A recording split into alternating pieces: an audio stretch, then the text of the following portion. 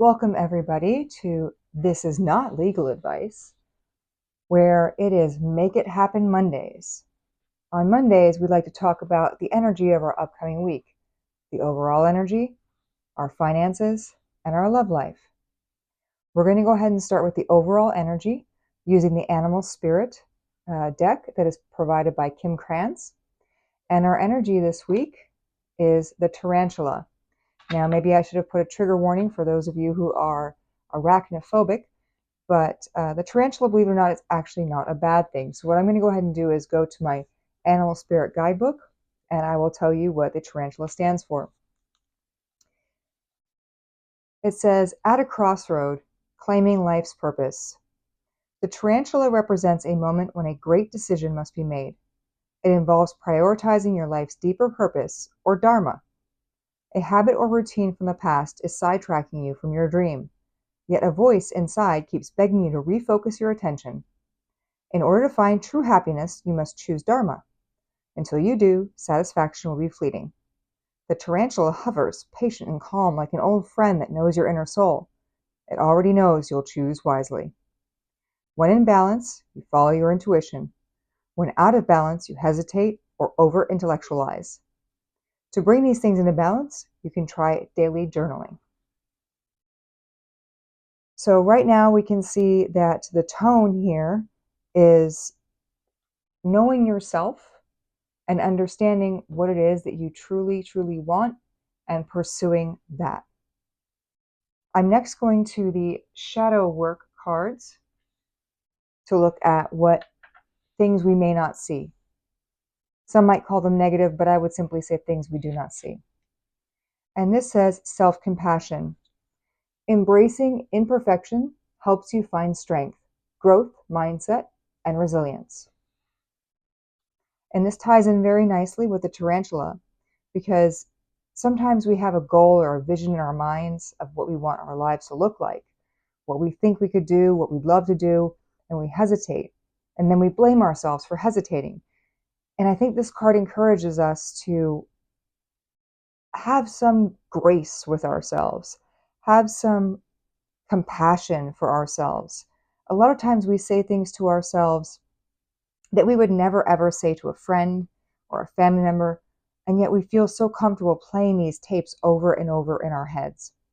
And I think even though we are encouraged to proceed with the things that we want in this life, we also must do so with a huge helping of self-compassion. With respect to career and money, let's go ahead and take a look what this deck says. Aptly named Career and Money. It is the Coffin. Bad investment, financial challenges, savings. And for career, it says office work, night shift, job ending. And before I interpret that, I want to go to our beautiful Affirmators deck. This is Affirmators at Work. Very positive deck.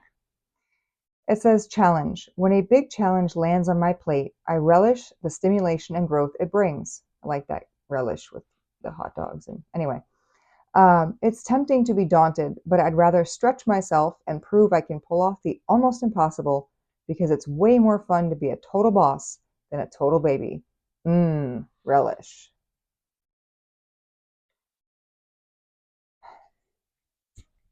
So what this says to me is, it makes me think of the folks that do like that Nathan's hot dog eating contest, and how that's really not their full-time job, and yet somehow it's like their passion. And I feel like the Coffin then speaks to us about maybe the thing we're trying to force ourselves into, the round peg into a square hole, or vice versa. Maybe it's just not working for us anymore. Maybe we need to step away from that voluntarily, or maybe the universe will push us by ending the job. But we can look to our passions and accept them for what they are and delight in them. And again, really know ourselves and what we want, and not let the confines of a coffin, if you will, stand in the way. So I really think this is an opportunity, even though it might seem negative at the beginning looking at a coffin, which, although it says coffin, it's actually some sort of Egyptian pharaoh in a golden embodiment. I think that's important because, the Egyptians were very strong believers in the afterlife, and they believed it to be a beautiful place where they could bring so many of their things with them and just live in glory. And I think that's what we're looking at here, is maybe the termination of things holding us back, the things that are not serving us anymore in our career, and ascending to a beautiful place of milk and honey and gold and whatever beautiful things you want to say. And to do that, I think to buffer ourselves, let's go ahead and look at our passions, our side jobs, our hustles, our things that we are interested in, that may or may not be traditional. I'm sure that if anybody, said to their family, I'm going to go ahead and be a hot dog eater and enter contests and win money for that, they would be laughed at. But, there are people who do it and they truly, truly love it and are clearly very happy. Moving on to the love blocks oracle. It says, judgment. Don't be too quick to count someone out. Be open and give them a fair chance. Now, of course, the judgment card is number 14 in the tarot, is Sagittarius energy. So if you're a Sagittarius, maybe this is for you. Or you could be a fire sign or have Sagittarius somewhere in your chart, but that's not required. It also has the scales of justice, which speaks to me of, the justice card, which is number 11, Libra energy. So perhaps 1114 is important to you, a date 1114, or, January 11th, something along those lines. Maybe 411. It's hard to say, but these two concepts, judgment and justice, coming in hand, are really very important, because justice, of course, is about equality and fairness and equity, whereas judgment is about a final result, whether we like it or not. And sometimes judgment means a reuniting. So that's where I think they're saying here, don't be too quick to count someone out. Give them grace. As you give yourself grace, give someone else grace as well. So to the extent there is someone that you have a relationship with in your life, whether you're in no contact or you're married to the person or you're in some other manner of relationship, a friend, family member, I think this spread on the whole is telling us when we show ourselves grace, we can show others grace. But let's go ahead and see what Unsent Letters says. Now, Unsent Letters is meant to be an oracle deck talking about, things that the person who loved you would say if they weren't being held back by something. And I want to be clear, I pre-shuffled these and selected these cards ahead of time so that you all on the other side would not have to listen to me shuffle and putz around. But these were all chosen at random. I do like to let spirit move me, and cards just kind of pop out on their own. So these were not pre-planned at all. These are just coming together in the way you see. So Unsent Letter says, please give me another choice. I think it means chance, but it does say choice, so it's kind of odd. You can come back anytime now. I won't be mad, honest. Just one reply. And I think this goes further to the concept of grace and giving someone an opportunity perhaps to explain themselves before rushing to judgment. Again, this could be anybody, friend, family, loved one, romantic partner. But again, I think it's interesting because some of these cards, all of them are designed here, and I would say 97% of them are actually manufactured in China, but some of them are actually also from actual designers in China. And of course, their English is not always so great. So it's hard to say whether the intention was to make it a choice or to use the word chance. I interpreted, of course, originally as please give me another choice, or chance, excuse me. But I think that if we look at the word choice there, we can see we have a choice. We have a decision to make. Is it one or the other? Do we shut this person out or do we not? Do we take the opportunity to come into a potential different lifestyle in our career than we originally planned, or do we stick with what we have? Do we reject the person? Do we not show them grace? Do we not show ourselves grace? Do we hold tight to karma rather than embracing our dharma? And so I think our theme for this week, at least on Make It Happen Mondays, is choose wisely. Choose wisely. Much like, I don't know, the Nazi guy in, or I'm sorry, I'm not supposed to say that, the Nazi person in the Indiana Jones, The Last Crusade movie. Not everything that is plated in gold is the best choice. Sometimes it's the thing that may seem simplistic or not fancy or uncommon in terms of what other people would see as the best option. Sometimes that is our best choice. But one way or another, we have to choose. We have to choose. Do we show ourselves grace? Do we show other people grace? Do we go after the things we want, or do we remain in our gold-plated coffin? So yeah, I think this week it's going to be choose wisely. Choose wisely. And I did go ahead and pull out one of my new decks. This is a beautiful new oracle deck that I have, a tarot deck, and it's called the Guardian of the Night Tarot. It is beautiful and animal-oriented. And what I'd like to do is go ahead and pull, as a sort of bonus here, some tarot on these things we just spoke about to see if we can get some clarity.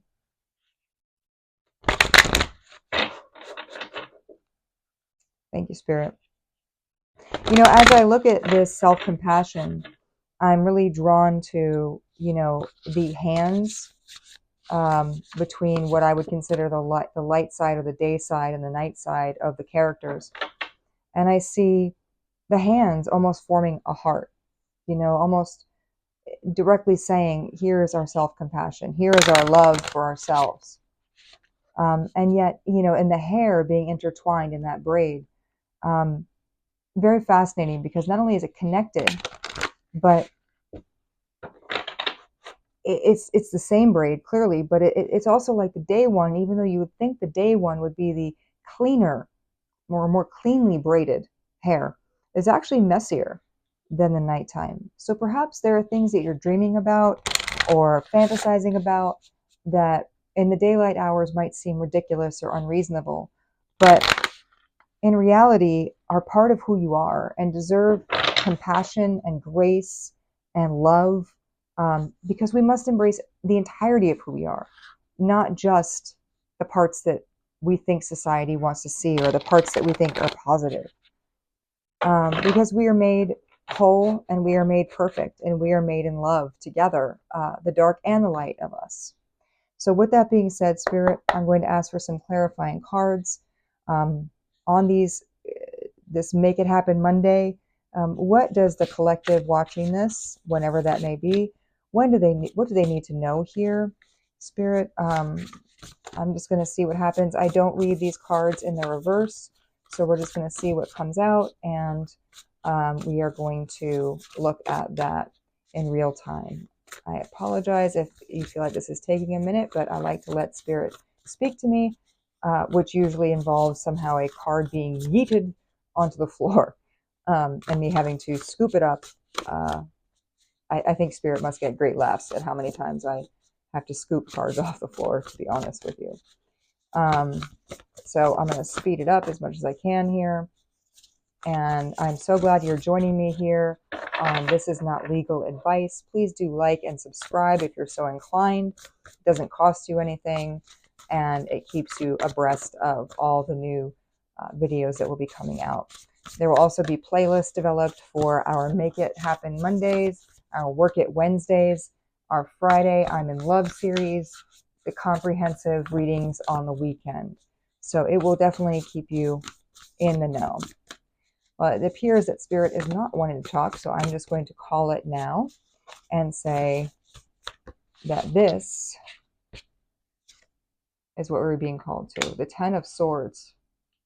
Now, this is actually the most depressing card I may have ever seen in my life. When I first flipped through this deck, I thought, oh my God, this is horrifying. I mean, you've got this, oh my God, you've got this, what I can assume is a mama bird or another baby bird. I mean, it's got its mouth open like it's a baby, screaming in the nest.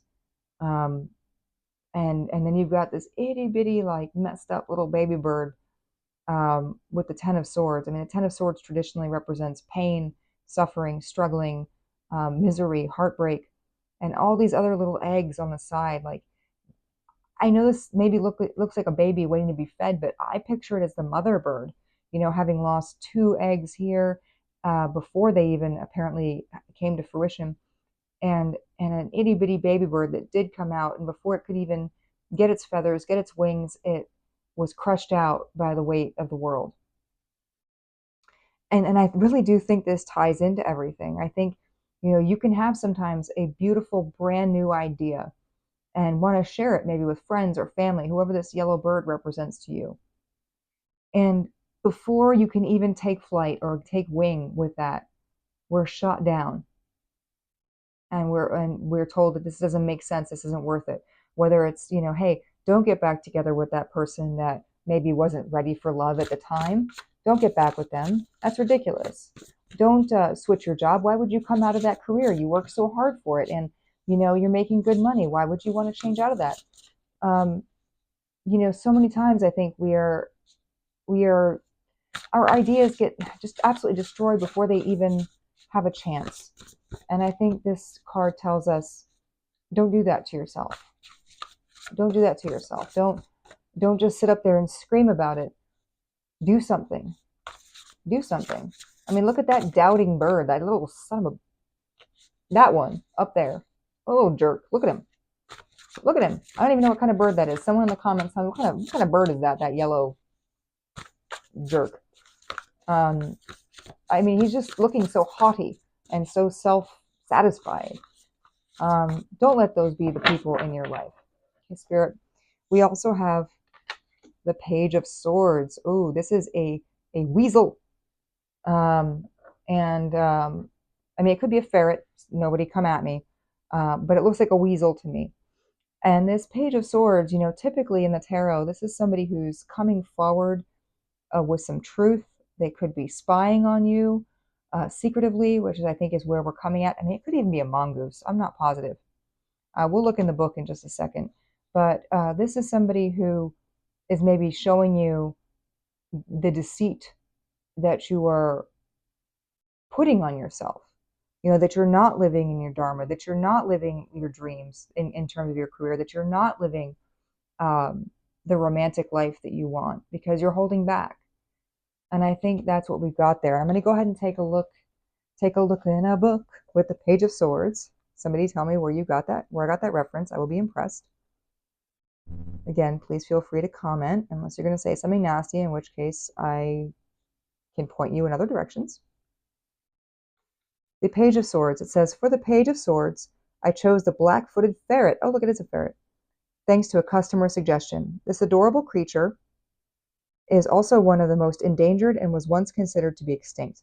Well, the Page of Swords is about fortitude, and well, I think climbing your way back from extinction shows a whole lot of fortitude. The Page of Swords has the heart of an activist, as passion, conviction, and a quest for truth collide. When this card appears, it may signal a situation requiring you to confront a difficulty or get out of your comfort zone. Get out of your comfort zone. We were just talking about that. The Page of Swords' energy creates tests or lessons that stimulate growth. Growth is painful, my friends. When combined with a sword's energy, your test centers around beliefs, your ability to see a situation clearly, and or your ability to speak truth to power. This hurdle may seem overwhelming at times. However, if you possess the mental grit to find success, the wisdom you gain from this experience will create a whole new world of opportunities. The Page of Swords represents youthful energy and may also indicate that although you are passionate about fighting for something you believe in, there is a risk of being perceived as immature or possessing a childlike idealism, which again could go back to this idea of why would you leave the career that you've built for yourself and go off to this seemingly silly passion project. It says, the ferret brings a playful quality and is known for its inquisitive nature. Call upon the ferret when you need to win over others, as this curious creature will provide you with the energy to do your research. Do your research. Not online. Trust scientists. When you call upon the ferret, you find engagement with others will yield important information, as you will find the questions to the answers that you will solve, that will solve your problems, will pop right into your head. It's defined as being playful and resourceful and curious. So, I think it's important to confer with our friends, maybe to help determine whether some of our harsh judgments of ourselves are really true and correct, or somehow rooted in our own insecurities that other people don't see or don't perceive as being real.